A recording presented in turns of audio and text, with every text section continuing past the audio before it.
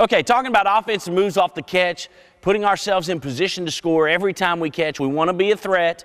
Every time we catch the basketball, we want to be attacking our defender and applying pressure on our defenders, okay? So when we get out here in a position to square up with the basketball, we get ourselves in position to square up with the basketball, we're going to talk about the jab step and the advantage of the jab step, how to use the jab step, why we're using the jab step. Those are all questions that it's our job and our responsibilities to get our kids to understand when teaching this.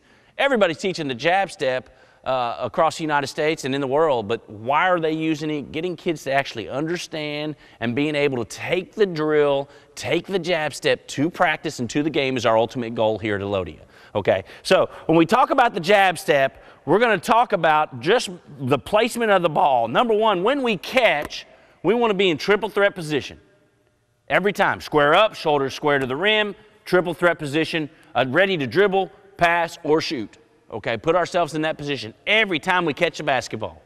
That puts us again in a position where we are attacking our defender. So we're in triple threat position. We're going to take our off foot that's not the pivot foot, and we're really going to just take a jab at our defender. Now, the positioning of the ball is key in this. You can't jab with the ball out in front or it'll get taken away from you. So we really tell our kids as they jab, put the ball on your hip and jab. That protects the ball, and it puts you in a position that if you need to, you can explode and drive and use the drive step to get to the rim. So with the jab step, it's real important that we protect the ball as we're jabbing, and our kids understand the concept of where the ball needs to be as they jab step. Okay, now that we've talked about the jab step, we want to bring a defender in here, and Rod's going to play defense for this scenario, which was never Rod's forte as a player, but we're going to let him play some defense tonight, okay? Rod's going to get in a defensive stance right now, and I've squared up in the triple threat position. So Rod's in a good stance, and really we want to understand what are we trying to do with the jab step. And if you watch your kids as they're growing up, a lot of them, right now my left foot's my pivot foot, they'll take the right step, and they think they're jabbing, and they're just kind of stepping this direction. And so we really, as coaches, want to make sure our kids understand what we're trying to get accomplished. What we want to do is attack the defender's front foot. Attack the defender's front foot.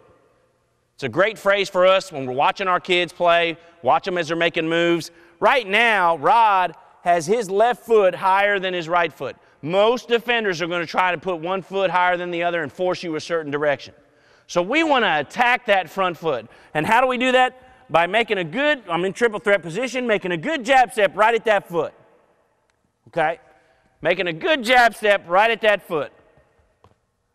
Now, Rod did one of two things. The first time he backed off, the second time he didn't move at all. Those are the reads that we're teaching our kids to make. It's real simple. I'm going to jab step hard and attack Rod's front foot.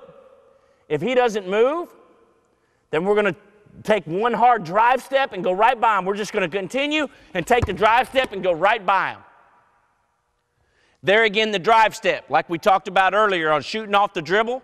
The drive step, we really want to get somewhere off the dribble. We really want to explode to put ourselves in position to rise up and score. Okay, so Rod's in position as a defender, and as I jab step at him, it really applies a lot of pressure on Rod.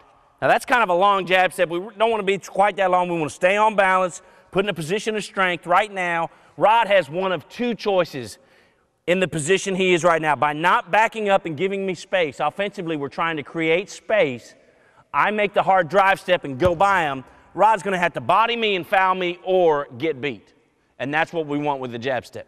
So most defenders will probably respect the jab step. If they don't, they're either going to be in a position, well, Rod did respect it at that time. If they don't respect it, they're going to be in a position of disadvantage with us on offense being able to drive step by them and now make a play at the rim.